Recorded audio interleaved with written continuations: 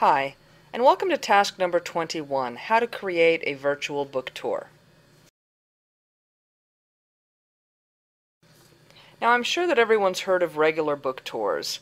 It used to be that most new authors went on a book tour and did book signings at bookstores. But unfortunately, these days, book launch parties and book signings are much less common than they used to be. Unless you have a very active publicity campaign, it's hard to get enough people into a bookstore to make it worth your while to do a book signing. They never turn out to be really great sales opportunities. In fact, you have a much better chance of generating sales if your author gives a talk or a seminar and you sell the books in the back of the room. A much more effective way to do a book tour is to do it virtually. And the internet has just created this amazing way for authors to market their books in a virtual environment. Now, a virtual book tour allows you to strategically determine where your book can best reach its audience through online sources, and then make contact with the owners of the websites and offer your services to them. These online sources could include websites that might link to you, they could review your book. You'd also want to look for bloggers and maybe podcasters, people that do radio interviews or online book reviews. And don't overlook the social networking sites such as MySpace and Facebook. These are really becoming popular and they are great ways to market books online. In fact, it's almost imperative these days that you have a Facebook site as well. Let's walk through an example of a virtual book tour.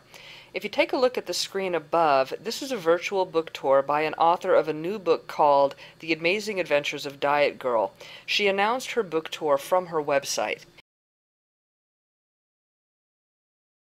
Now, typically, a book tour will start on the publication date and extend for 30 to 60 days after, or sometimes even longer. On the screen is one of Diet Girl's virtual book tour stops. She's going to be a guest blogger on someone else's site. As you can imagine, The Adventures of Diet Girl talks about how to lose weight, so she's going to be looking for websites and other places that might reach an audience of women who are looking to lose weight, or perhaps other health-related websites. Diet Girl lists these virtual book tour dates on her own website.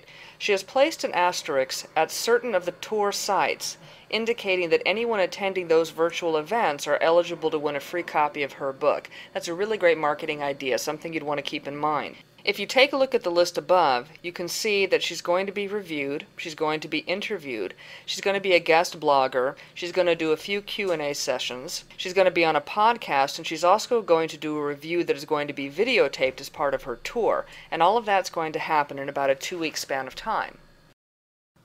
If your author asks you to put together a virtual book tour, one of the first things you're going to want to do is get a log and write down all of the events that the author might be participating in. Have a look at the screen above. This is our sample virtual book tour log, and of course, as always, you can find this information on the website. You'll want to sit down with your author and really brainstorm and research all of the different internet possibilities there could be for their book. You want to think about all the newsletters, the websites, the blogs, the radio stations online where you think the book might be well received.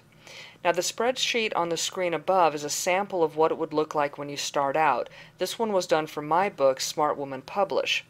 Talk with the author about the types of sites, any that he or she might know of, and then do the research yourself to get a list of, say, 6 or so sites in each category.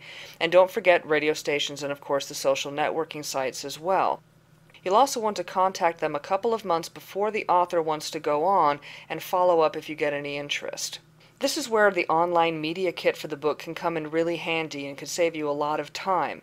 If the potential reviewers can go up to the website and see what the author offers, see what the book is like, look at a sample Q&A, they'll get a really quick sense of whether the author would be a good asset to their site or not.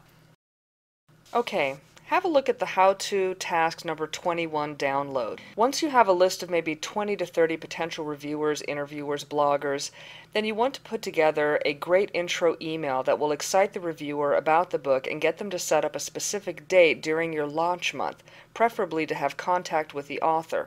Once you start to get some of these reviews or other events booked, make sure that you put them up on the author's website.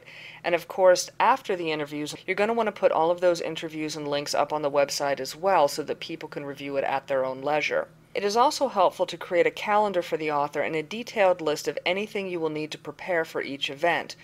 You may also wish to confirm any specific scheduled events with both the author and the interviewer a few days before the event is scheduled. You do not have to rely on other blogs or websites to create excitement for the virtual book tour. The author should also consider creating his or her own events during the same time, such as doing teleclasses or panel discussions with other experts or even live chats. You might also consider contests and giveaways to increase traffic to the site and help promote the book and sales. During her virtual book tour, Diet Girl hosts a scavenger hunt for 7 items related to the book. The people entering just post their times on their own blogs, giving further exposure to Diet Girl when they explain what they're doing to their regular readers. It was a really clever marketing idea and it worked really well for her. Have a look at the screen above. This is Pasta Queen, and she's a podcaster. This is the information that podcaster Pasta Queen posted about her interview with Diet Girl that happened after the tour. And of course, Diet Girl listed all this information on her website as well, with links back to Pasta Queen. Diet Girl posts her past book tour events on a page on her website so that anyone who missed the live experience can go back and listen or read it at any time they'd like. You will also want to do this for your author after the virtual tour is over. But the virtual book tour is a great way to speed up your efforts to get media exposure so you have something to put on your online media kit. Alright, that's about it for creating a virtual book tour. We look forward to seeing you again.